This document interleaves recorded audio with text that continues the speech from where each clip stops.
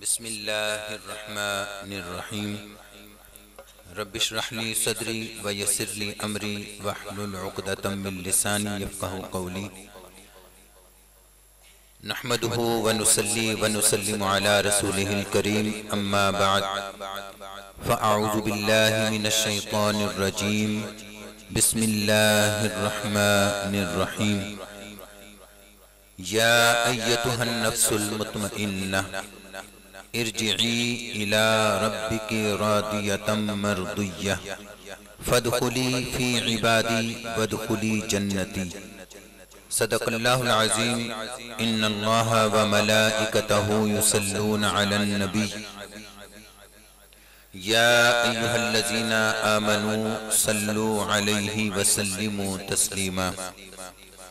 محبت کے ساتھ تمام حضرات بآواز بلند درود پاک کا نذرانہ پیش کریں۔ الصلاۃ والسلام علیکہ سیدی یا رسول اللہ وعلی آلک واصحابک سیدی یا حبیب اللہ مولاي صل وسلم دائما ابدا على حبيبك خير الخلق كلهم محمد سيد الكونين والثقلين والفريقين من عرب ومن عجم هو الحبيب الذي ترجى شفاعته لكل هول من الأهوال مقتحم ثم الرضا عن أبي بكر وعن عمر وعن علي وعن عثمان ذي الكرم اللہ رب محمد صلی علیہ وسلم نحن عباد محمد صلی علیہ وسلم صلاة و سلاما علیکہ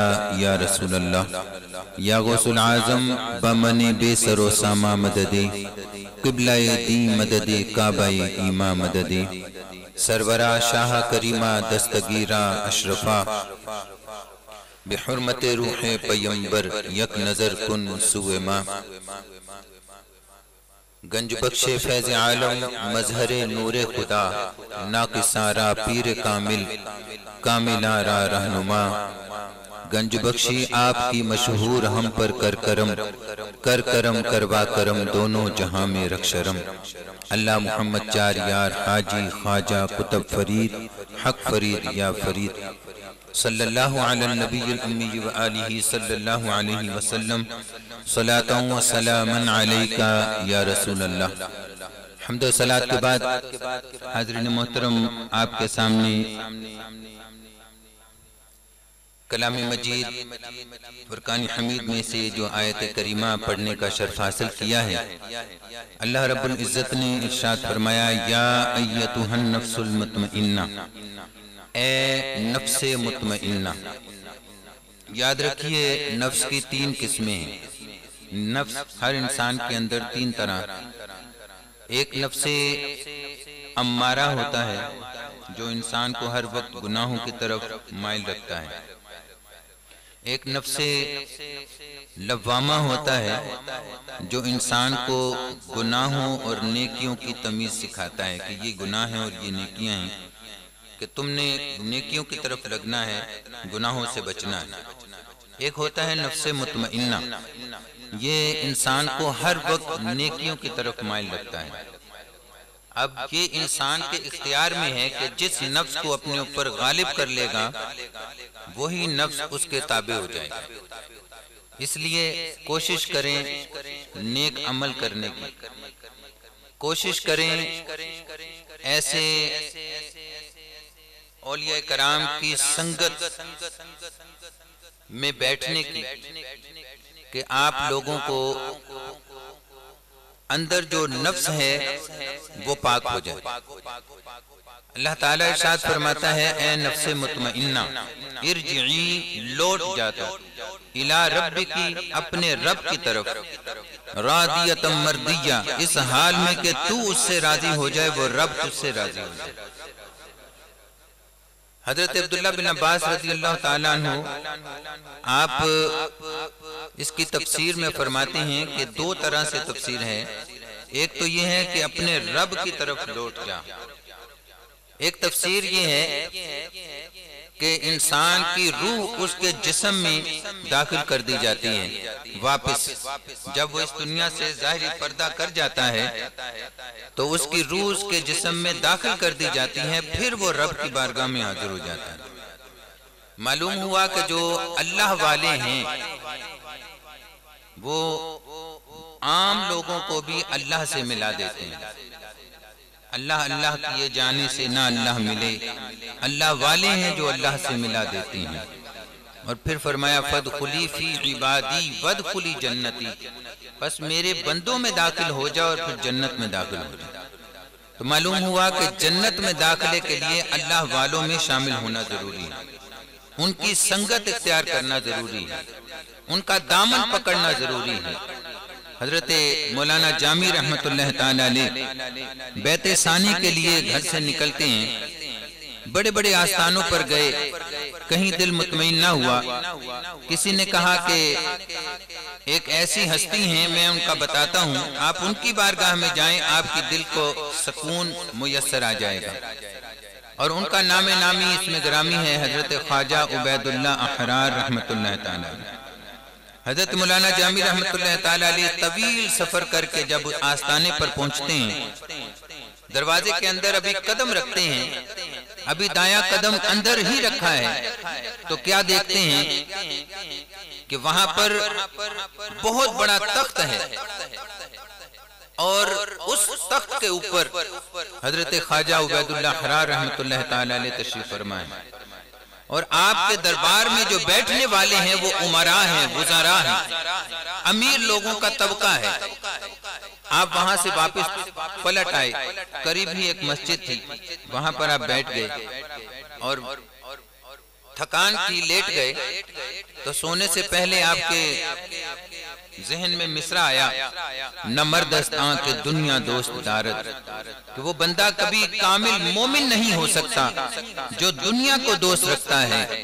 ابھی دوسرا مصرع ذہن میں نہیں آیا تھا کہ آنکھ لگ گئی، ادھر ان کی آنکھ لگی، ادھر وہ قیامت کا منظر دیکھنے لگ جاتے ہیں. قیامت کا منظر ہے، نفسی نفسی کا عالم ہے. لوگ اپنے اعمال کی فکر میں لگے ہیں، اور خواجہ حضرت مولانا جامی جو ہیں وہ جنت کے محلات کی سیر کر رہے ہیں. آپ چلتے چلتے دیکھتے ہیں کہ ایک محل کے آگے دروازے پر لکھا ہے جامی. آپ کہتے ہیں یہ تو میرا گھر ہے. اندر داخل ہونے لگتے ہیں تو ایک شخص آگے بڑھتا ہے اور وہ آپ کا گریبان پکڑ لیتا ہے اور کہتا ہے جامی تم نے میرا قرض دینا تھا، پہلے میرا قرض ادا کرو پھر تمہیں اندر جانے دوں گا. آپ بڑے پریشان ہوئے، اسی پریشانی کی عالم میں ابھی سوچ ہی رہے تھے کہ کیا دیکھتے ہیں کہ سامنے سے حضرت خواجہ عبید اللہ احرار رحمت اللہ تعالی علیہ کی سواری آ رہی ہے. حضرت خواجہ عبید اللہ احرار رحمت اللہ تعالی علیہ اپنی خدمتگاروں سے کہتے ہیں کہ ٹھہر جاؤ. آپ اپنی پالکی سے نیچے اترتے ہیں اور اس بندے سے کہتے ہیں کہ کیا معاملہ ہے. وہ کہتا ہے کہ حضور اس نے میرا قرض دینا ہے، میں ان سے قرض لینا ہے. آپ فرماتے ہیں یہ جامی میرا ہے، میرے جامی کو چھوڑ دو، اس کا قرض میں ادا کر دیتا ہوں. ابھی یہ فرمانا ہی تھا کہ آپ کی آنکھ کھل گئی. فوراً بارگاہ میں حاضر ہوئے. حضرت خواجہ عبید اللہ احرار رحمت اللہ تعالی علیہ آپ کی بارگاہ میں حاضر ہو کر عرض کرتے ہیں حضور مجھے بیعت کر لیں. تو حضرت خواجہ عبید اللہ احرار رحمت اللہ تعالی علیہ کشف کے ذریعے سارا حال جان چکے تھے. آپ فرماتے ہیں جامی ذرا وہ مصرع تو سنا دو جو مسجد میں بیٹھ کر پڑھا تھا. مولانا جامی کہتے ہیں حضور اب تو میں آپ کا غلام ہو چکا ہوں، اب تو میں آپ کا غلام ہو چکا ہوں، اب مجھے بیعت فرما لیں. وہ غلطی سرزد ہو گئی، معذرت خواہ ہوں. آپ فرماتے ہیں نہیں جامی ہم حکمر کہتے ہیں، الامر فوق الادب کے تحت آپ نے پھر مصرع پڑھا نہ مردست آنکھ دنیا دوست دارت، کہ وہ بندہ کبھی کامل مومن نہیں ہو سکتا جو دنیا کو دوست رکھتا ہے. حضرت خواجہ عبید اللہ احرار رحمت اللہ تعالی علیہ آپ فرمانے لگے جامی تم تو یہ کہتے ہو نہ مردست آنکھ کہ دنیا دوست دارت، میں یہ کہتا ہوں آگے یہ مصرع شامل کر لو، شعر مکمل کر لو. اگر دارت برائے دوست دارت تو تم یہ کہتے ہو کہ وہ بندہ کبھی کامل مومن نہیں ہو سکتا جو دنیا کو دوست رکھتا ہے، میں کہتا ہوں اگر رکھتا ہے تو مخلوق خدا کی خدمت کے لیے رکھتا ہے۔ اب میری نگاہوں میں جچتا نہیں کوئی، جیسے میری سرکار ہیں ایسا نہیں کوئی۔ حاضرین گرامی قدر، پھر غلامی کے بندھن میں بندھ گئے اور پھر ہمیشہ اپنے پیر و مرشد کی سنگت میں رہے۔ یہ نسبت کی بہاریں ہیں، یہ نسبت کا نتیجہ ہے کہ جو نسبت ہم پکڑ لیتے ہیں قیامت کے دن وہ نسبت کام آتی ہے۔ حاضرین محترم، وہی منظر ہو تو میرا ذوق وجدان یہ کہتا ہے کہ میدان محشر ہوگا، سید امیر علی شاہ صاحب ہوں گے اور ان کے دامن کو حافظ رحمت علی صاحب کا ہاتھ ہوگا۔ قیامت کا منظر ہوگا، قبلہ شاہ جی رحمت اللہ تعالیٰ علیہ آپ تشریف لائیں گے اور حضرت حافظ محمد حیات صاحب ان کا دامن پکڑے ہوئے ہوں گے۔ قیامت کا منظر ہوگا، میدان محشر ہوگا، حضرت پیر سید مراتب علی شاہ صاحب رحمت اللہ تعالیٰ علیہ ہوں گے اور حافظ محمد منیر حیات صاحب وہ وہاں پر موجود ہوں گے، ان کا ہاتھ ہوگا اور قبلہ شاہ جی کا دامن ہوگا۔ حاضرین محترم، ان سب کا ہاتھ ہوگا اور پیر سیال کا دامن ہوگا۔ اس لیے جب تک بکے نہ تھے کوئی پوچھتا نہ تھا، جب تک بکے نہ تھے کوئی پوچھتا نہ تھا، تو نے خرید کر مجھے انمول کر دیا۔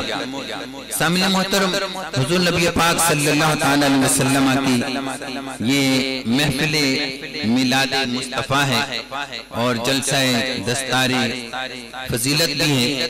میں انہی مختصر سے الفاظ، جو ٹوٹے پوٹے الفاظ میں نے ذکر کیے، میں اکتفا کرتا ہوں۔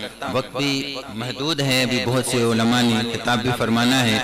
میں قبلہ غلام محمد صاحب کو ہدیہ تبریک پیش کرتا ہوں کہ آپ نے اس خوبصورت بزم کو سجایا اور اپنے اسلاف کے طریقوں کو زندہ رکھا اور اس سلسلے کو چلا رہے ہیں۔ اللہ تبارک و تعالیٰ ان کے علم میں، عمل میں، عمر میں، عزت و وقار میں برکتیں عطا فرمائے اور قبلہ اپنے پیر خانے کا جو فیض ہے ان پر قائم رکھیں اور ہم سب کو کے اوپر تا قیامت ان کا فیض جاری و ساری رہے۔ اللہ تبارک و تعالی ہم سب کا حامی و ناصر ہو۔ وآخر دعوانا ان الحمدللہ رب العالمین۔